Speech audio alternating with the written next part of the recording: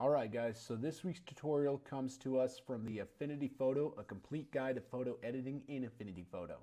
Now this is a course that Phil Ebner from Video School Online and I co-authored. Check it out, and if you like it, check out the link at the bottom of the video. There's a ton more where that came from. Other than that, let's go ahead and roll that intro and get right into it.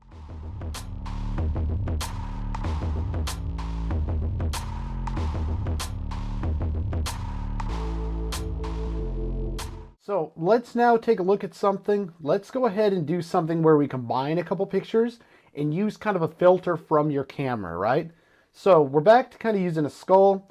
I'm going to go through and I'm going to follow my workflow, right? We're going to go through, and the first thing we're going to do is we're going to crop out the undesirables. So I'm paying attention to my rule of thirds. I'm positioning the interest of my piece directly where I want it, right?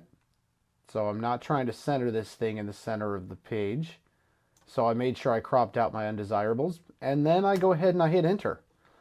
All right, very next thing we're going to do now is we're going to then begin adjusting contrast.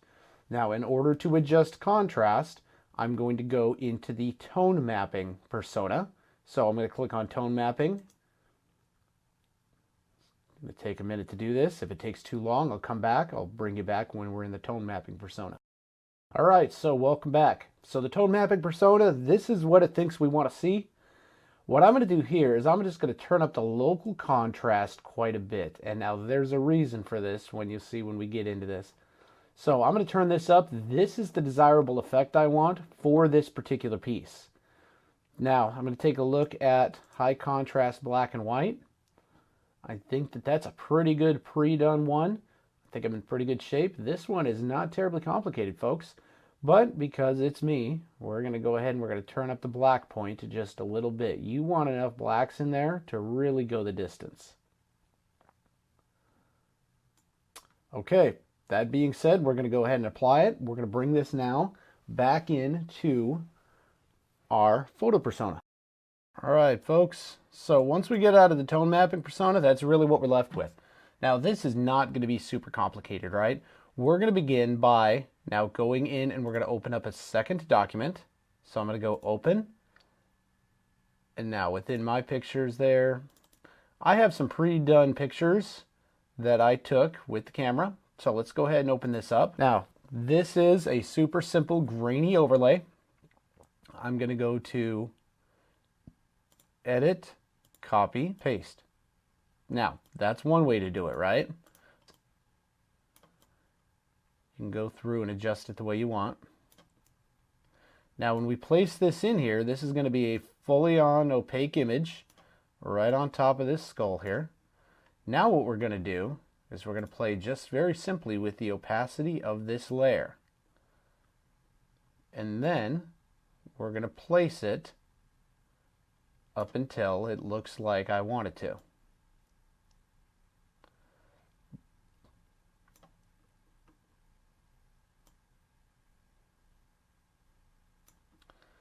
Now what I'm trying to do is I'm trying to play a little bit of a light game here.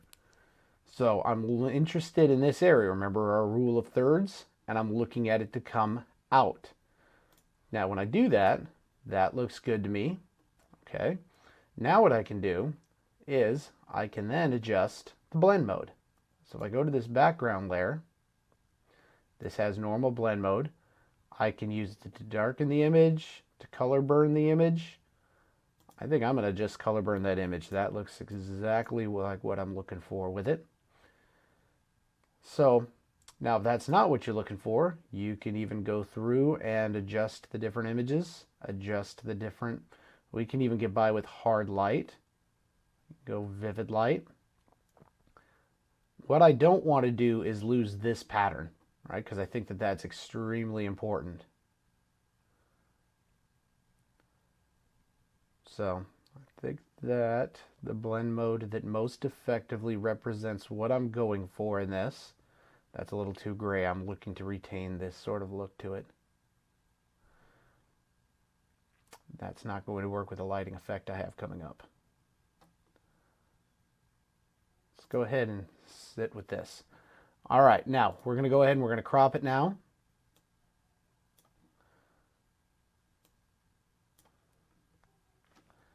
Hit enter. Okay, now let's go ahead and let's do something else. Let's add a pixel layer. Now the pixel layer, I'm now going to add in a gradient. So I start here, and I go to here. Now this is going to give me the gradient. So I click on the gradient, I click once on there, and it gives me this gray color. And then I'm going to turn down this area. I'm not going to go all the way to black. And then here, I'm going to drop the opacity almost to 0. Not to 0, probably right about there. Because if you drop it to 0, it just gets super weird. You know what? Let's go ahead and do that. Okay. And now, let's go ahead and drop the opacity of the entire layer.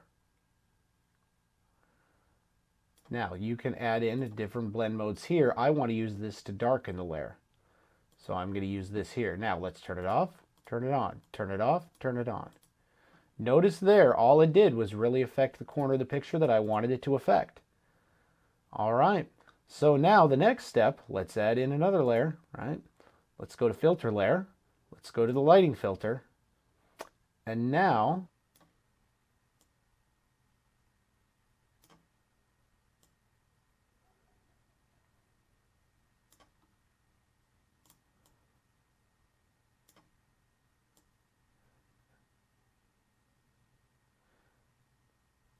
notice here what I'm doing with this. I'm actually accentuating this portion of the flower. Now, for those that think you got specialty filters or any of that kind of stuff, this literally was one of those Scentsy candle burners that threw this reflection up on the wall.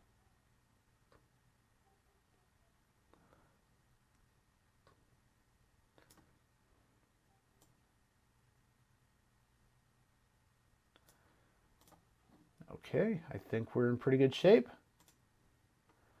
All right, now overall, here's what I want to do now. I want to make one last adjustment, and I'm going to go ahead and up the overall brightness of the entire photo, just to make sure that I don't lose it.